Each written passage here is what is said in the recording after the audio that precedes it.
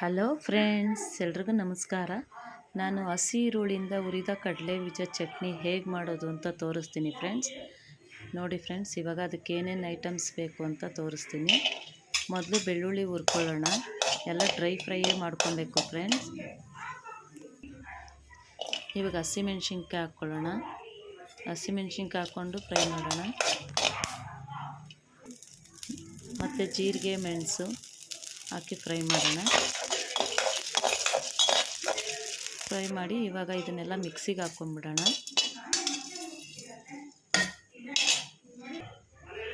ಇದಕ್ಕೆ ಹುಣಸೆಹಣ್ಣು, ರುಚಿಗೆ ತಕ್ಕಷ್ಟು ಉಪ್ಪು,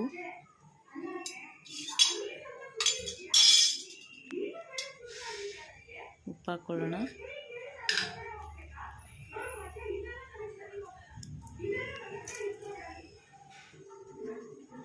ಈಗ ಬಾಣಲೆಯಲ್ಲಿ ಕಡಲೆ ಬೀಜ ಹುರ್ಕೊಳ್ಳೋಣ ಫ್ರೆಂಡ್. ಚೆನ್ನಾಗಿ ಕೆಂಪಗಾಗೋವರೆಗೂ ಹುರ್ಕೊಳ್ಳೋಣ.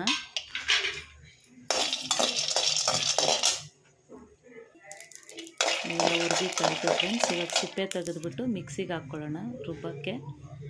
ಇದು ಬಾಣಲೆಯಲ್ಲಿ ಒಗ್ಗರಣೆ ಮಾಡ್ಕೊಳ್ಳೋಣ. ಒಗ್ಗರಣೆ ಮಾಡಿಕೊಂಡು ಇವಾಗ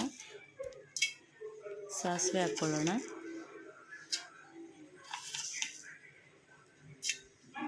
ನೀವು ಈ ಚಟ್ನಿ ಟ್ರೈ ಮಾಡಿ ನೋಡಿ ಫ್ರೆಂಡ್ಸ್, ಹೇಗಿದೆ ಅಂತ ನೀವು ಕಮೆಂಟ್ ಮಾಡಿ.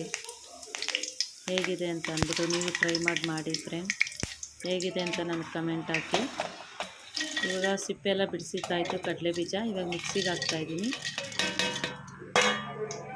ಈಗ ರುಬ್ಕೊಳ್ಳೋಣ. ಇವಾಗ ಇದಕ್ಕೆ ಒಗ್ಗರಣೆ ಇದು ಆರಿದ್ಮೇಲೆ ಇದು ಚಟ್ನಿ ಹಾಕಬೇಕು ಫ್ರೆಂಡ್. ಚಟ್ನಿ ಹಾಕಿ ಮಿಕ್ಸ್ ಮಾಡೋಣ. ನಾನು ಹೇಗೆ ಮಾಡಿದ್ದೀನಿ ಅಂತ ನೋಡಿ ಫ್ರೆಂಡ್, ನೀವು ಮಾಡಿ. ಇವಾಗ ಸರ್ವಿಂಗ್ ಪ್ಲೇಟ್ಗೆ ಹಾಕೋಣ.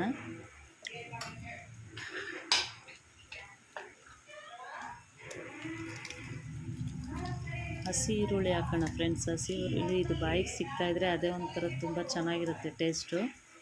ಹಸಿ ಈರುಳ್ಳಿ ಹಾಗೆ ಎಲ್ಲ ಇದು ಬಿಡಿಸ್ಬಿಟ್ಟು ಹಾಕಬೇಕು. ಇವಾಗ ಸರ್ವಿಂಗ್ ಬೌಲ್ಗೆ ಹಾಕೋಣ.